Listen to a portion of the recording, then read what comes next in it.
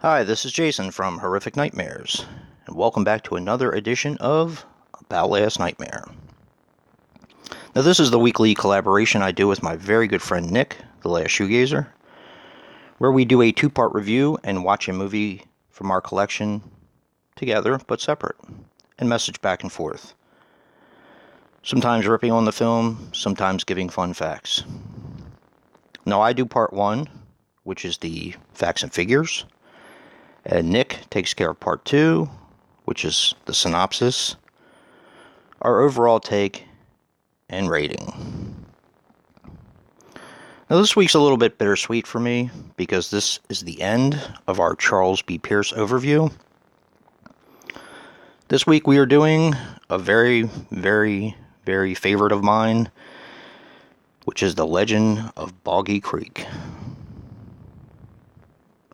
Now, The Legend of Boggy Creek is a 1972 film that runs approximately 85 minutes and is directed by the late, great Charles B. Pierce, who unfortunately passed away on March the 5th of 2010 at the age of 71. Now, he, of course, was responsible for The Evictors, The Town That Dreaded Sundown, which we both reviewed, Boggy Creek 2, and The Legend Continues, which I actually have never seen, and The Norseman with Lee Majors. Now, this stars Fern Stearman as the narrator. He was the narrator on The Town That Dreaded Sundown, and he is a very, very good narrator in my opinion. Chuck Pierce Jr. as Jim when he was a boy. He was in Boggy Creek 2, The Norseman.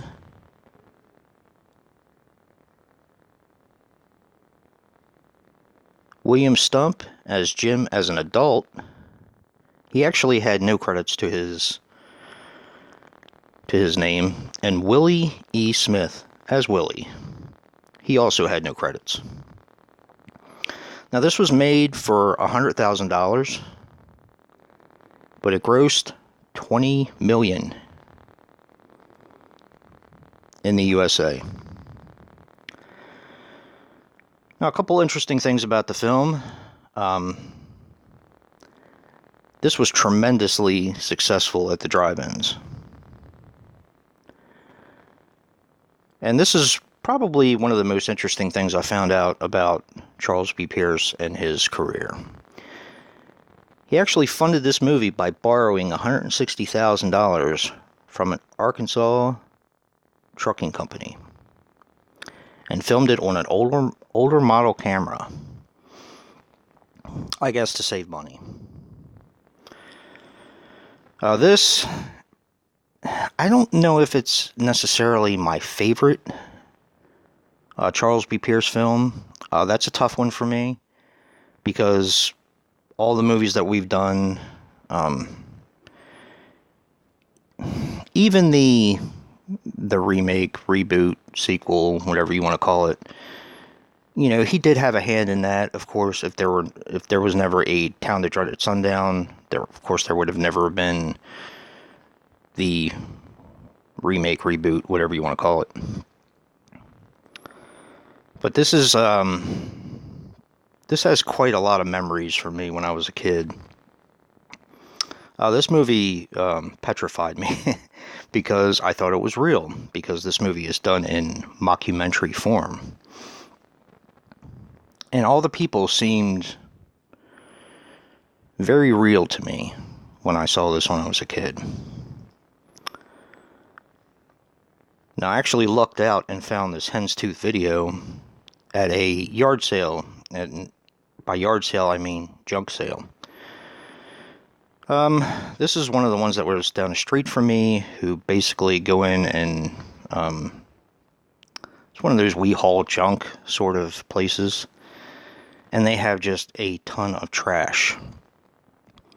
I lucked out 2 times when I was there. I found this one, which is the Hen's Tooth video, which is the only cut of the movie that I believe is in widescreen. And I also found Grizzly at the same yard sale.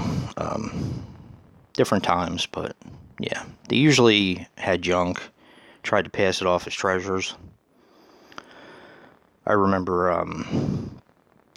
at that yard sale I found a Black Panther comic, #1. And this is when they had just announced that Black Panther was getting his own movies, so of course the comics were going up. This copy was in such bad shape. It was dry rotted. It was missing a cover. It was, I mean, the pages weren't even, I don't even know if you could call them yellow. They were kind of brown. But he wanted $80 for it. I was like, okay, maybe not. But, yeah.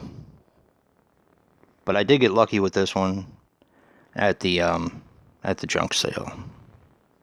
And, of course, so happy to have this in my collection. This is definitely a favorite of mine from Charles B. Pierce. Now, definitely check out part 2, where Nick is going to give a synopsis, our rating, and take on the film. And if you like what you see in here, hit that like button and subscribe. And until next time, peace.